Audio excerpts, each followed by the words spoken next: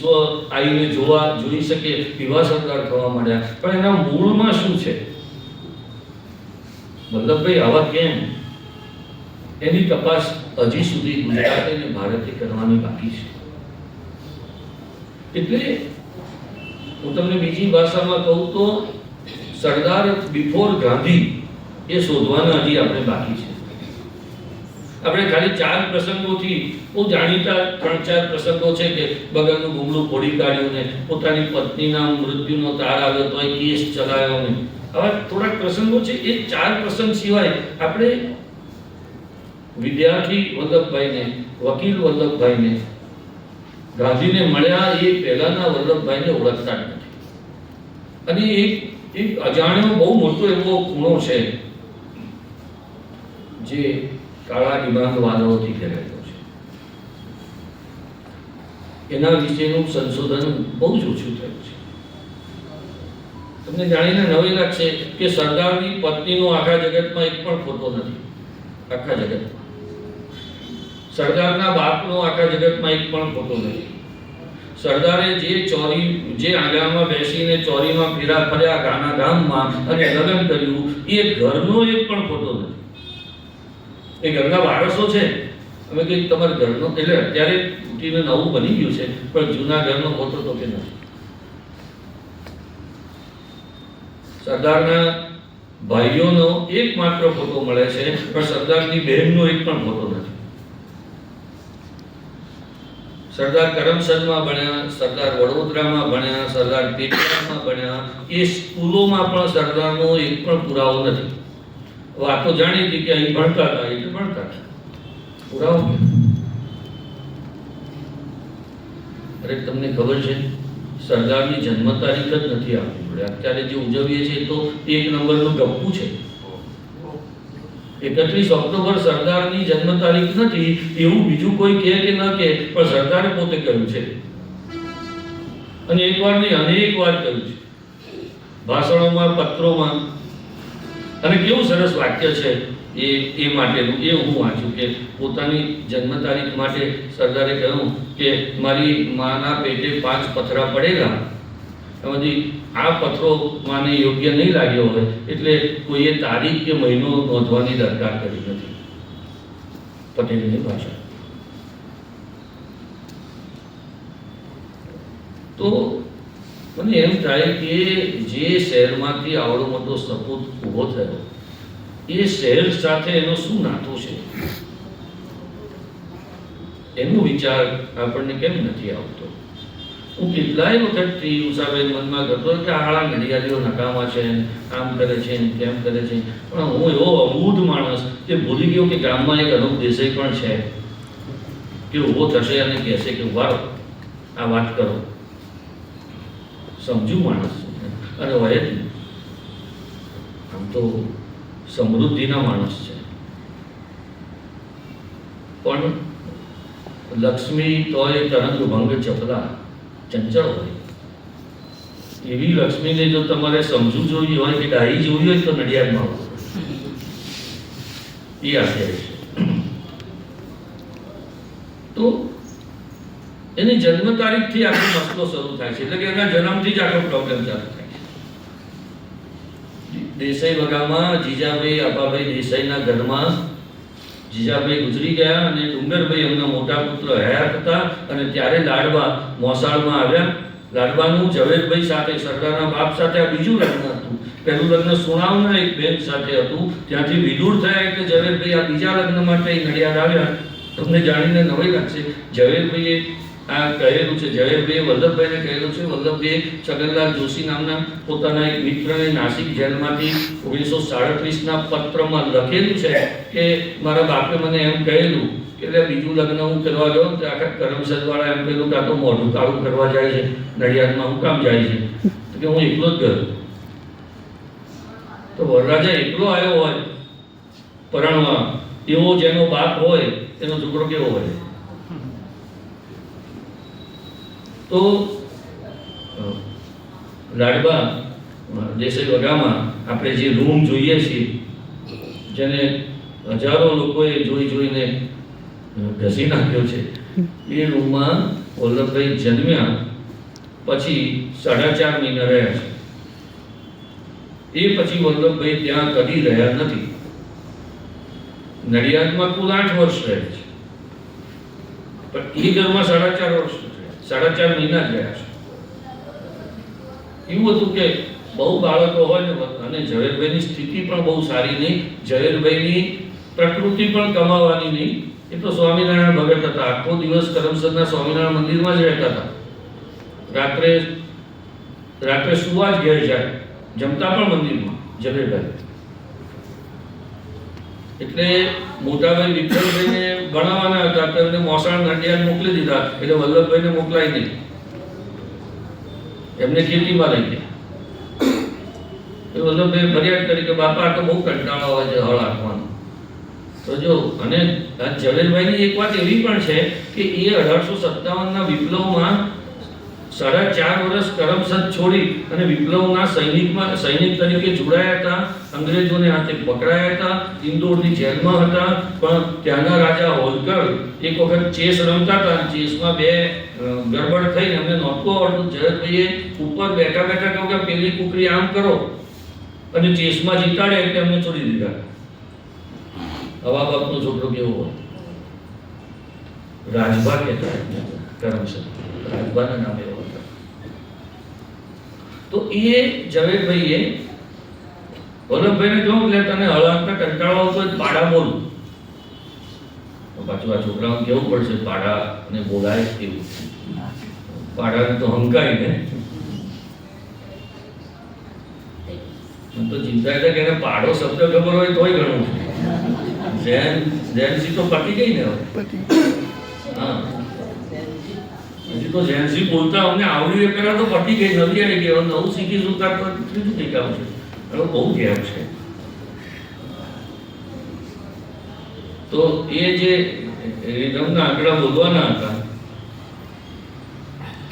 પાડા અને પરાઠા બોલતા બોલતા ખેતી કરી. જીવનમાં ભણવાનું હોય એના કરતાં 3 વર્ષ મોડા કરમસદની ગુજરાતી સ્કૂલમાં મૂક્યા. એ વખતે સ્કૂલનું જે ફેક્ટર છે, સ્કૂલની જે ડિઝાઇન છે એવી હતી કે 1 થી 7 ધોરણ ગુજરાતી ભણે તો જ એને પહેલી અંગ્રેજીમાં પ્રવેશ મળે. અને પહેલી અંગ્રેજીમાં પ્રવેશ મળે તો 6ઠ્ઠી અંગ્રેજી ભણે ત્યારે એ મેટ્રિક થાય. એટલે 7 ને 6, એટલે આપણે જે 13 વર્ષ આપણા સ્કૂલના છે એનું આવું હતું. અને મેટ્રિક થાય એટલે આપણું 12મું પતી ગયું, એટલે કે સ્કૂલિંગ પતી ગયું. અને પછી હાયર એજ્યુકેશન. આવી તે વખતે ડિઝાઇન હતી. તો કરમસદમાં 1 થી 7 ગુજરાતી ભણ્યા. પછી અંગ્રેજી શાળા તો કરમસદમાં હતી નહીં, પેટલાદમાં હતી, એટલે પેટલાદ મૂક્યા. પેટલાદમાં પણ અંગ્રેજી શાળા 1 થી 4 ધોરણ જ હતી, એટલે મેટ્રિક નહોતું. પેટલાદમાં રોજ કરમસદથી ચાલતા જાય, બરોબર? કરમસદથી પેટલાદ ચાલતા જવું. હું અત્યારે સંતરામથી અહીંયા ગાડી લઈને આવ્યો. એકવાર બધા ટોળે જાતા હતા, 5-6 વિદ્યાર્થીઓ ચાલતા હતા કે વલ્લભભાઈ ક્યાં દેખાય જ નહીં. ખાસે પાછળ જઈને જોયું તો એક મોટો પથ્થર ખસેડતા હતા. તમે વિચાર કરો, 3જા ધોરણનો છોકરો, વર્ષ 1892, કે શું કરે? તો કે હું આપણે રોજ અહીંથી જે છે એના પત્રો બધા જ હોય છે, કોઈ ખસેડતું નથી. એટલે આજે હું એને ખસેડ્યા વગર નિશાળે નહીં આવું. થોડા દિવસ ચાલતા ગયા, પછી વલ્લભમાં પડવો કર્યો કે મને આ નથી ભાવતું, હું તો પેટલાદ રહીશ. 5-6 મિત્રોને લઈને બાપા જોડે ગયા સાંજે સ્વામિનારાયણ મંદિર કરમસદ, કે અમે 6 જણ પેટલાદ રહેવાના છીએ, તમે ઘેરથી દાળ ચોખા આપી દો. પેટલાદમાં બોર્ડિંગ સ્કૂલ કાઢી, કેપ્ટન વલ્લભભાઈ. એક ચોખા વીણવાના, એક લોટ દળવાનો, બધું વેચી દીધું કામ. પોતે ખુરશી પર બેસી ગયા,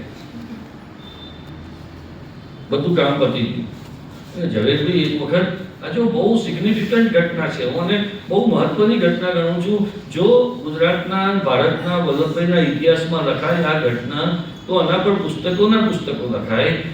ઝવેરભાઈ જોવા ગયા કે દીકરો કેવી રીતે બોર્ડિંગમાં રહે છે, હું છે તપાસ કરું.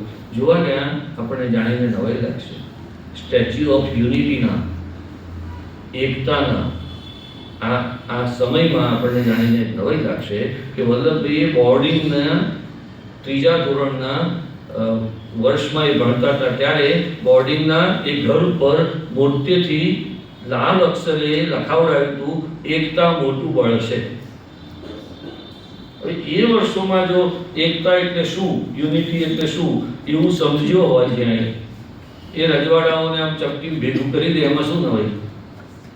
જીન્સ મારી જે કહેવું છે કે આપણે પ્રી ગાંધી વલ્લભભાઈને ઓળખ્યા જ નથી. તો આ બધા બીજ, કોઈ પણ વૃક્ષ બીજમાં પડેલું હોય છે.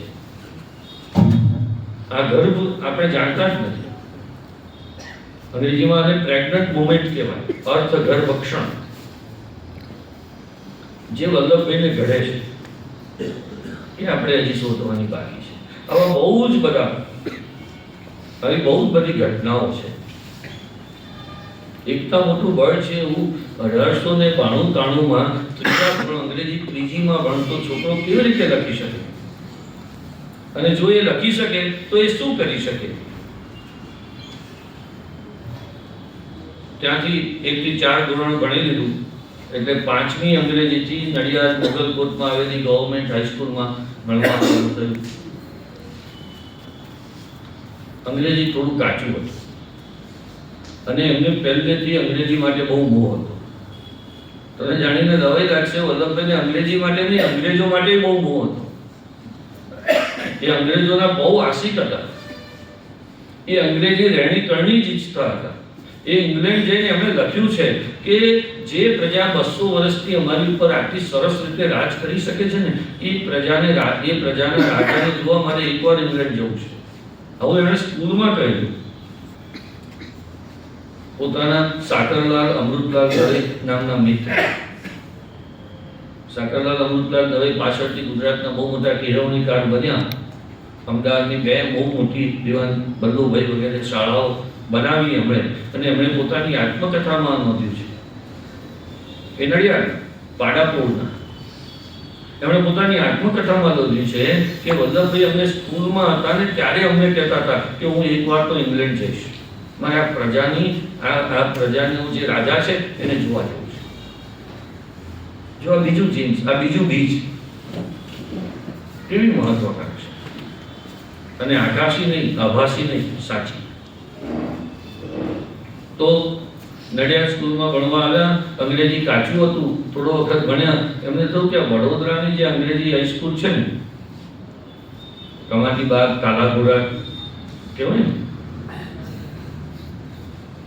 ત્યાં અત્યારે એક્સપેરિમેન્ટલ સ્કૂલ તરીકે જાણીતી છે વડોદરામાં, યુનિવર્સિટી કેમ્પસમાં છે, કાલાઘોડા પર હતી. અને ત્યાં એ અંગ્રેજી 5મી ભણવા ગયા. નડિયાદમાં એડમિશન લીધા પછી 6 મહિના પછી કે ના, વડોદરામાં અંગ્રેજી સારું શીખવા મળશે. એટલે ત્યાં એક ઘટના એવી બની કે છોટાલાલ માસ્તર, છોટાલાલ નરભીરામ ભટ્ટ શ્રેયાર્થી શ્રીમદ નૃસિંહાચાર્યના પહેલા શિષ્ય, એ છોટાલાલ માસ્તર એ વલ્લભભાઈની કંઈક મસ્કરી કરી. આવો પટેલ, તમને સંસ્કૃત નથી આવડતું એવું જાણ્યું એટલે તમે ગુજરાતી રાખ્યું છે. બ્રાહ્મણ હોય ને એટલે એને આમ એવો ગર્વ હોય, સંસ્કૃત ના આવડે એ બધા તો સૂત્ર. એટલે મસ્કરી કરી. એને ખબર નથી કોની કરી, એને રોટલું પડખાઈ દીધું. મેં ગુજરાતી એટલે રાખ્યું છે કે તમારા ઘરનો ચૂલો પડે, હું નહીં ભણું તમે કમાશો કેમ ના, કહી દીધું. માસ્તર ચીડાઈ ગયા. પાછા એ તો પ્રધાન આચાર્ય હતા, અને આચાર્ય કેવો હોય એ તો મારા સિવાય કોઈ ખબર નથી. એવડો મોટો ઈગો હોય ને, બ્રહ્માંડ જેવડો. માસ્તર ચીડાઈ ગયા. બેસા સાઈડ પર બેસા, કાલ 10 પાડા લખીને લાવજો. હવે પાડા હો પેલા ખેતરવાળા. વલ્લભભાઈ કદી દાટે, બીજે દાટે ના લાય. કાલે 20 લખીને લાવજે, ના લાયા. ત્રીજે દાડ કાલે 100 લખીને લાવજે, ના લાયા. ચોથે દાડ કાલે 200 પાડા લખીને લાવજે, ના લાયા. પાંચમે દાડ સવાર સુધી લાયો તો ક્યાં લાયો? કઈ છે? તો કે લાયો તો ખરો, બહાર બાંધ્યા હતા પણ આ શૂટિંગ જતા રહ્યા બધા. તો એ વિદ્યાર્થી એક શિક્ષકને આ જવાબ આપી દીધો કે હાથ લાઈ તારી સોટી મારી છે મારે. તો કે ઉભા મારશો નહીં, મેં લખ્યા છે કે છે બતા. નોટ ખોલીને અંદર લખેલું શું કહ્યું છે અને સજા શું કહી હતી? બસે પાડા લખીને લાવજે. નોટ ખોલી મોટા અક્ષરે લખેલું બસે પાડા. રોજમેટો કાઢી મૂક્યા વડોદરાની સ્કૂલમાંથી આ ઘટના પરથી. નરભેરામ ભટ્ટે, છોટારામ નરભેરામ ભટ્ટે પાછા લડ્યા સ્કૂલમાં બિસ્તરા પોટલા. મામા લડ્યા, ડુંગરભાઈ જીજાભાઈ દેસાઈ લડે ને. છોકરાઓ ધમાલ કરીને આવે લડે ને. એટલે લડે છે એનો મામો, લડબડ ખાવામાં મારો વાંક છે ને. ડુંગરભાઈ એ વખતે અમદાવાદ મ્યુનિસિપાલિટીમાં ચીફ એન્જિનિયર. તો જેવા એ નોકરીએ ગયા સોમવારે, શનિ રવિવારે આવતા નોકરીએ ગયા એટલે ખેડૂતને બોલાવ્યો. ચકલાસી ભાગોળે ખેતર હતું, શોધવું પડે. જો જૂના દસ્તાવેજો લઈએ તો મળે કદાચ. ખેડૂતને બોલાવ્યો કે આ મામાને આજે ઉતાવળ હતી એટલે જતા રહ્યા, પણ મન કહી ગયા છે કે આપણી પેલી જે 23 વીઘા હતી, 23 વીઘામાં તમાકુ આવી છે ને એ વાડી કાઢો. એટલે અત્યારે તો પ્રી મેચ છે કે પણ મામાએ કહ્યું છે ને વાડી કાઢો. વાડી કાઢી. બસ શનિવારે મામાએ આવીને જોયું કે આ ભોળાને લડ્યો તો આ થયું. મામા નહીં નહોતા છોડે. પછી ચીડાયા, બૂમ પાડી ઉપરથી.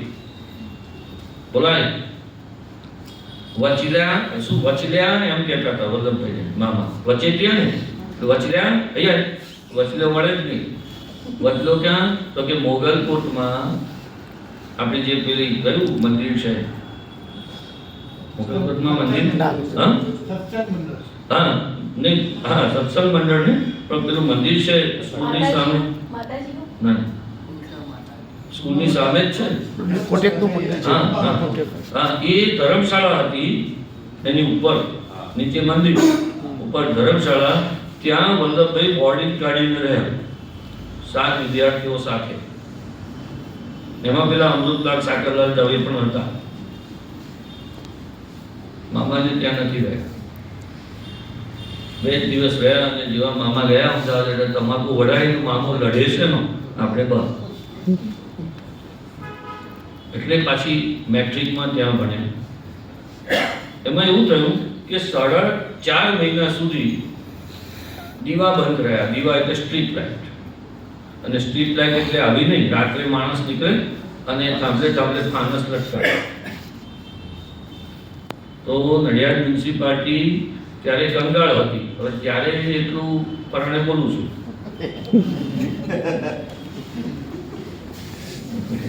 પૈસા નહોતા તો 4.5 મહિના સ્ટ્રીટ લાઇટ નહોતી. અને બોર્ડિંગમાં તો લાઇટ હતી જ નહીં. વાંચવાનું રાત્રે દિવાળી. 4.5 મહિના વાંચવા ન મળ્યું. એસએસસીમાં સરદાર ફેલ. 55 કરોડનો હિસાબ પાકિસ્તાનને સમજાવવાનો હતો. તો ટંડન લખે છે, પુરુષોત્તમદાસ ટંડન, એ વખતે એમની જોડે બેઠેલા આપણા બહુ મોટા સ્વતંત્ર સેનાની, એ આત્મકથામાં લખે છે કે 3.5 પાના સુધીના આંકડા સરદારે એક પેન્સિલના અણીએ ટોટલ કરીને આપી દીધા હતા. 55 કરોડ કે પાકિસ્તાનને 55 કરોડ ન અપાય. એ આપશો તો આપણી સામે જ કાશ્મીરમાં આ જ પૈસાથી આપણી સામે લડશે. એ ગાંધી ઉપવાસ પર બેઠા એટલે આપ્યા કે આ 200. પાછા ગાંધીના એટલો એક બીજા કૃષ્ણવર્ધન જોશી જે મેયર પણ હતા, એમણે સરસ લખ્યું છે કે ગાંધીના એ અનુયાયી હતા પણ અંધને દેખતા અનુયાયી, એવા શીર્ષકથી એમણે લેખ લખ્યો છે. અને ગાંધીને જ છોડે નહીં. અંદર વાતો કરે તો કેવું બોલે કે 200 શું કરે. અને ગાંધી જેમ કે બાપુ તમે સંત, તમે સંત નહીં, એટલે આ બાબતમાં તમને ખબર ન પડે. ભાગલાની વાતને બાપુએ એટલે વિરોધ નહોતો કર્યો કે સરદારે આ રીતે સમજાવી દીધા. ભાગલા બાબતમાં ગાંધી, સરદાર ને નહેરુ એક હતા, ગાંધી વિરોધમાં હતા. તો નોવાખરીમાં કલકત્તામાં ગાંધી જ્યારે 1948ની વાત છે, આ 48 જાન્યુઆરીની, કે ગાંધી જ્યારે ઉપવાસ પર બેઠા એ વખતે આખા દેશમાં હિન્દુ મુસ્લિમ રમખાણો ચાલતા હતા. સરકારે કહ્યું 55 કરોડ ન અપાય. શું હતા 55 કરોડ? તો કે ભાગલા પડે ને એટલે મિલકત વેચવી પડે ને. આટલી જમીન આપણે જેને પાકિસ્તાન સમજીએ છીએ એ જમીન પાકિસ્તાનને આપી, પણ એટલી જમીન ન અપાય. દેશની દરેક વસ્તુ આપવી પડે ને. સૈન્ય પણ આપ્યું હતું, દરિયો પણ આપ્યો હતો, એમ રૂપિયા આપવાના. એ જે રૂપિયા આપવાના હતા એમાંથી 25% આપ્યા હતા અને 55 કરોડ બાકી હતા. સરકારે અટકાવી દીધા કે આ લોકો અહીંના કાશ્મીરમાં ને જૂનાગઢમાં ને ભોપાલમાં ને હૈદરાબાદમાં ચડાવે છે, ત્યાં બેઠો બેઠો જીના એને તો કઈ પૈસા અપાતા હશે. જૂનાગઢની સ્થિતિ એમ હતી કે રાજા હિન્દુ અને રાજા મુસ્લિમ અને પ્રજા હિન્દુ. કાશ્મીરની સ્થિતિ એમ હતી કે રાજા હિન્દુ અને પ્રજા મુસ્લિમ. હૈદરાબાદની સ્થિતિ એમ હતી બંને અડધું અડધું. દરેક જગ્યાએ સરકારની માથાકૂટ થઈ છે.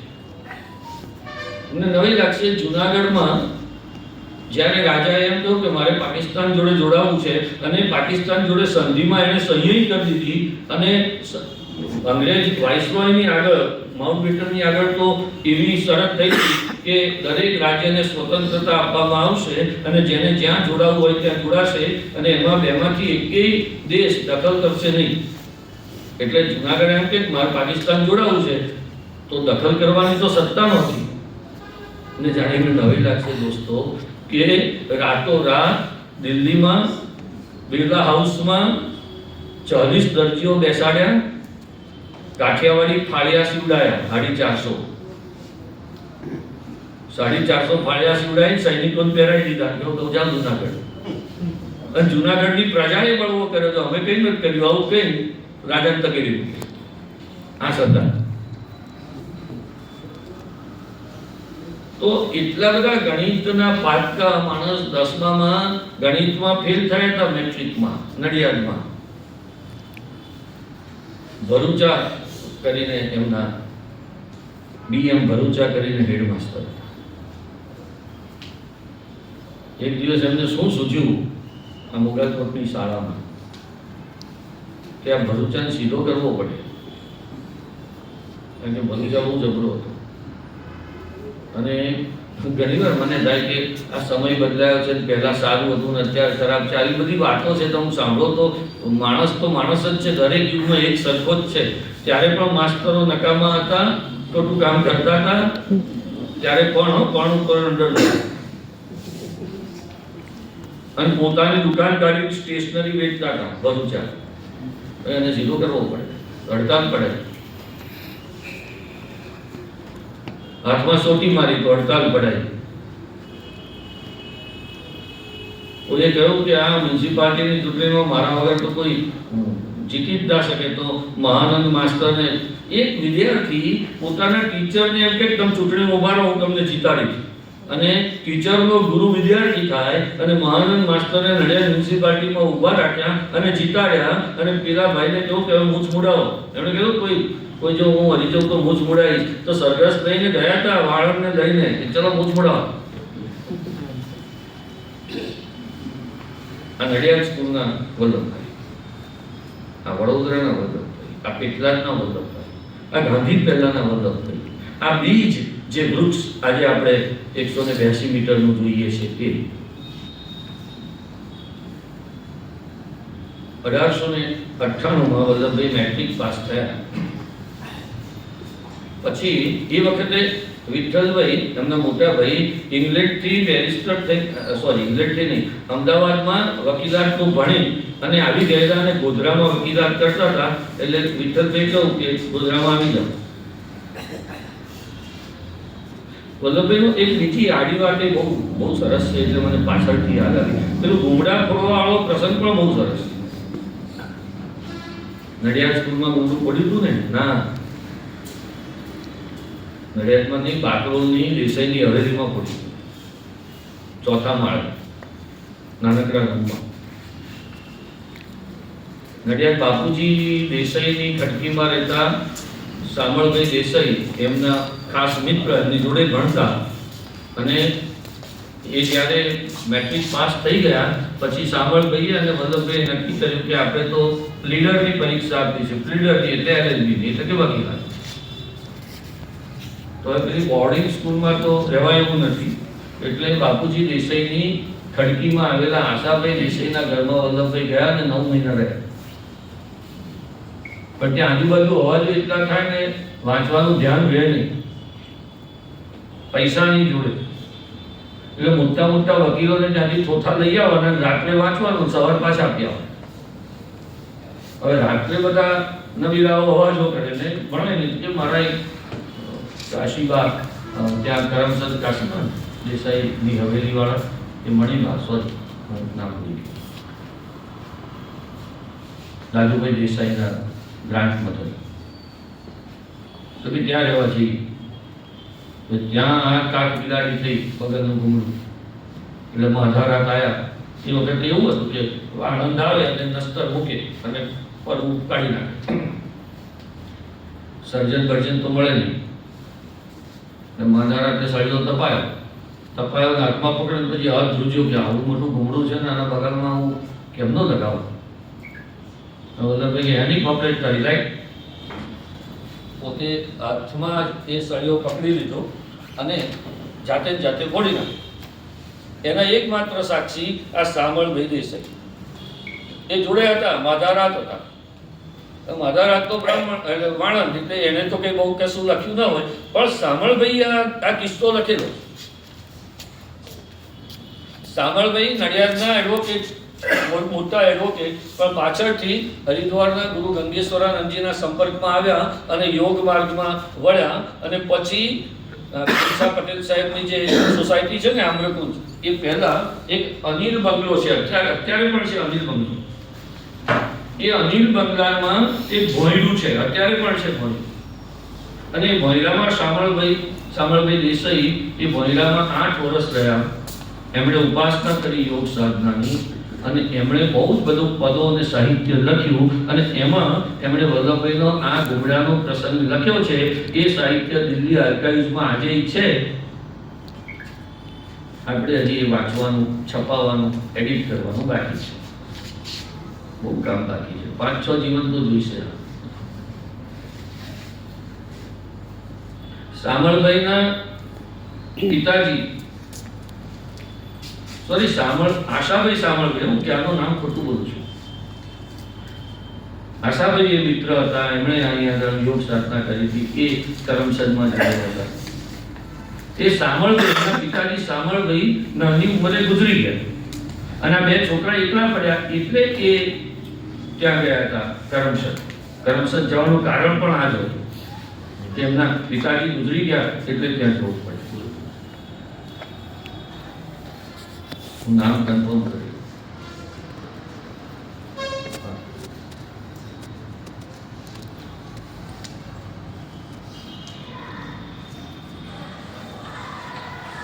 સોરી, આ સાહેબ કાશીભાઈ સામળભાઈ દેસાઈ, બાપુજી દેસાઈની ખડકી.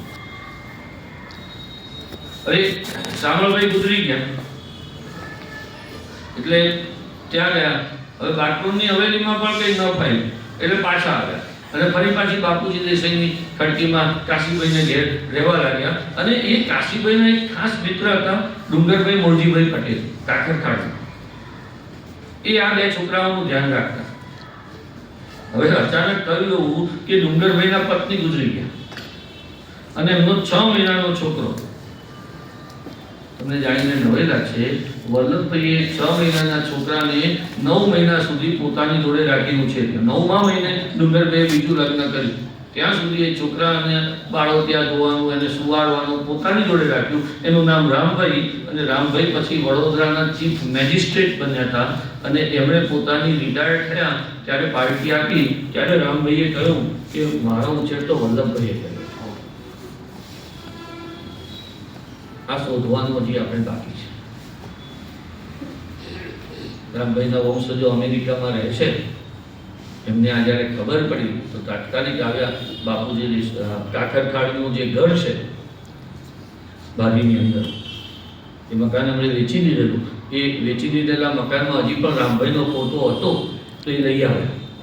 તો એટલો ફોટો આપણને મળે કે આને સરદારે બાળો ત્યાં પહેરીને ઉછેર્યા. તો આવા બધા એટલા બધા પ્રસંગો છે. આપણે કલ્પના કરીએ કે આવો મિજાજી માણસ કોઈ નાના બાળકનો ઉછેર કરતો હશે.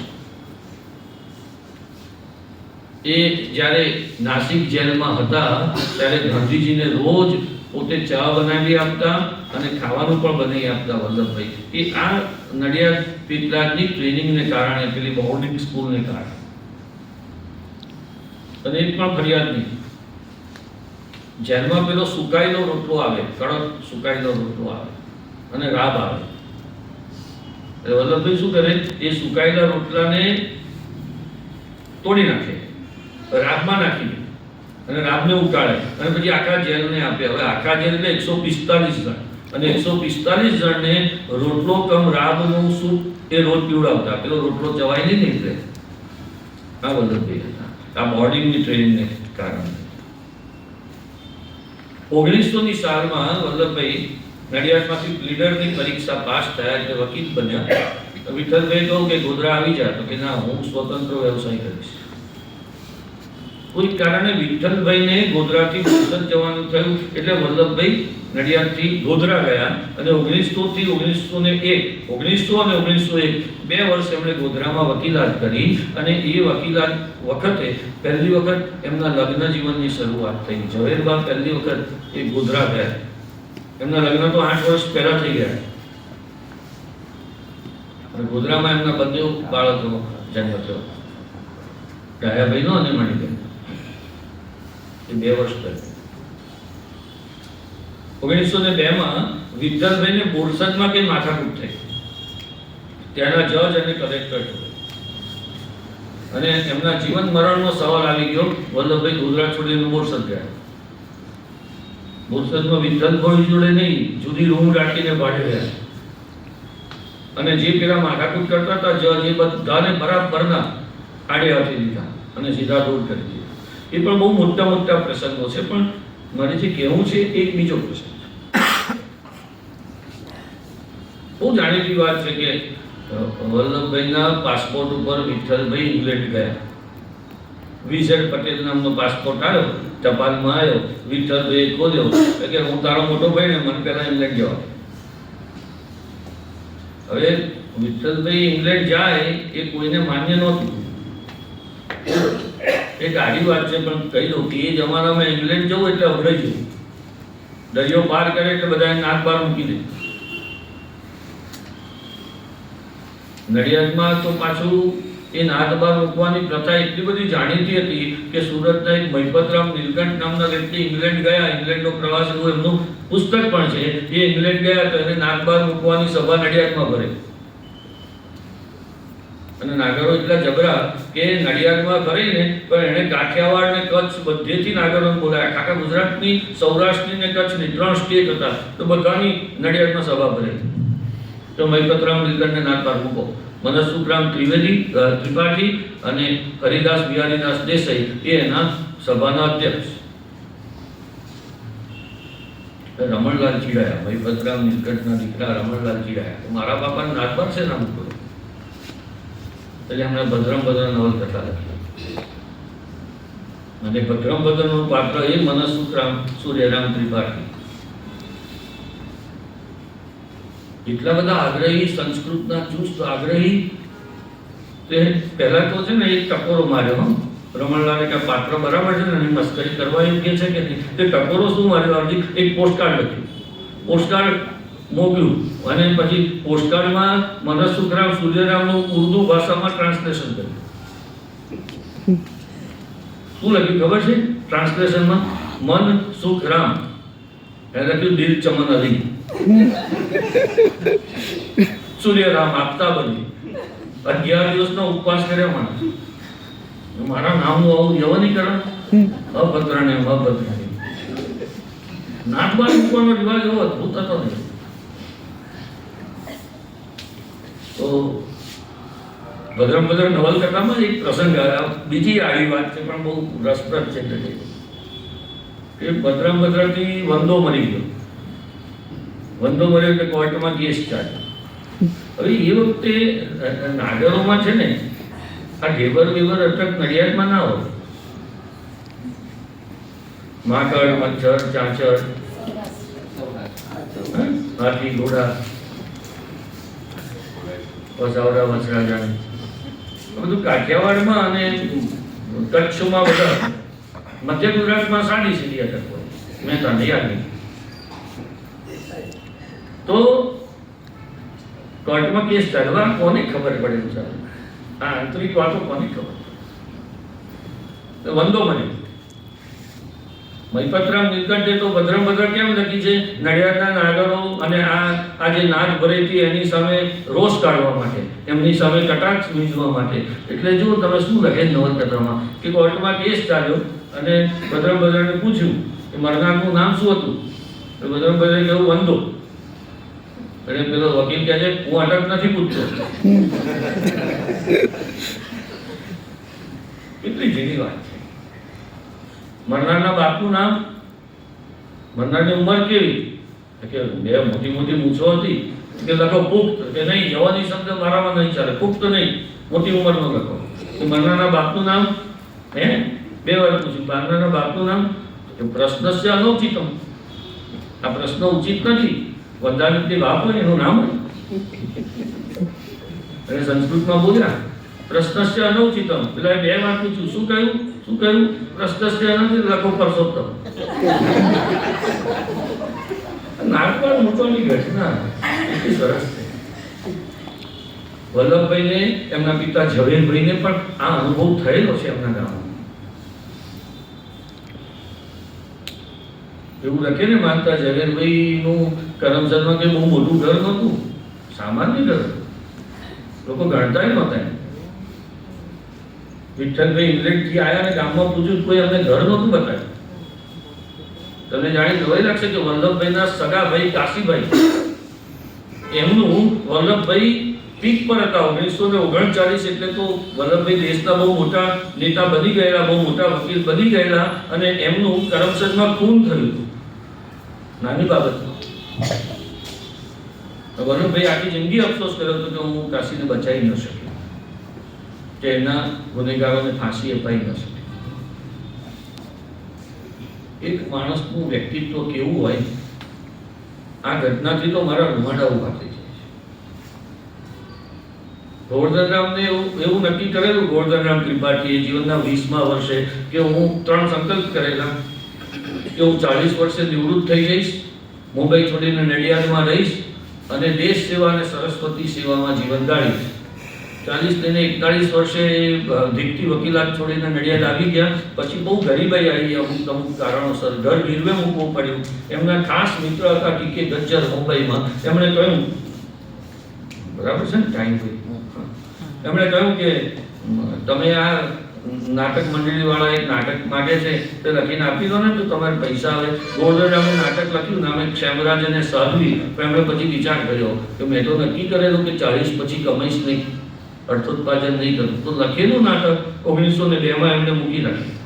2002માં છપાયું, 100 વર્ષ. ટેટ કોને કહેવાય? પ્રતિજ્ઞા કોને કહેવાય? સમાજ માટે કંઈક કરવું એ કોને કહેવાય? જે વલ્લભભાઈ પોતાના સગા ભાઈના ખૂનમાં જઈ નહોતા શક્યા, એ વલ્લભભાઈએ અમદાવાદમાં રોલેટ એક્ટ બહુ જાણીતો છે સ્વતંત્રતા ચળવળમાં, એ આવ્યો અને આખું અમદાવાદ સળગતું હતું. અને અમદાવાદને ઠારવા, અમદાવાદને મારવા, અમદાવાદને કંટ્રોલ કરવા મુંબઈથી આખી સોલ્જર ભરેલી ટ્રેન નીકળી, નડિયાદમાં ઊભી રહી. નડિયાદમાં મગનભાઈ આશાભાઈ પટેલ એમણે જઈને મોટા મહાદેવ આગળ પાટા ઉખાડી નાખ્યા. વલ્લભભાઈએ વકીલાત છોડે 8 વર્ષ થઈ ગયા હતા, છતાંય નડિયાદ આવ્યા, વકીલ બન્યા, કાળો કોટ પહેર્યો. જજે વિરોધ કર્યો કે ધોતિયું નહીં ચાલે, કે હું આ જ પહેરીશ. જજને ઊંધા પાડ્યા અને ગયા. જજને ઊંધા પાડ્યા ને એવાય અનેક દાખલા છે.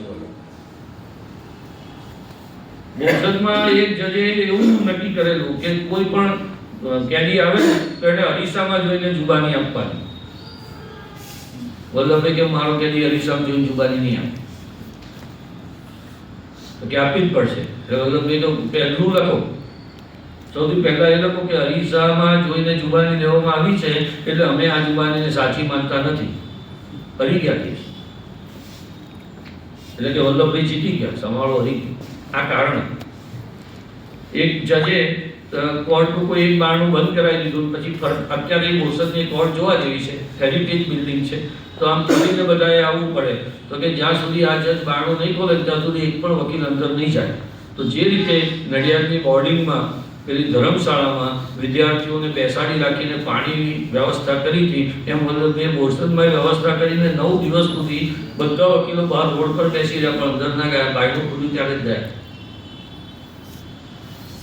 બોરસદમાં એક જજ એવો હતો આડો ફાટેલો કે ભાઈ તમારે ઇંગ્લિશમાં જ બોલવાનું. વલ્લભભાઈ ફ્લુઅન્ટ ઇંગ્લિશમાં બોલતા હતા, પણ એને કહ્યું કેમ હું ગુજરાતીમાં. એટલો લાંબો ચાલ્યો ઝઘડો થઈને એને પાછો મુંબઈ મોકલી દેવો પડે. બધા સરકાર સામેના કેસો વલ્લભભાઈ જીતી જાય તો વાઇસરોય જો કે આ શું છે ભાઈ, આ કયું ગામ છે, ના કેમ આપણે બધા મરી જઈએ? તો કે એક વલ્લભભાઈ છે ને એમને લીધે. તો કે કોર્ટ બંધ કરતો ત્યાં.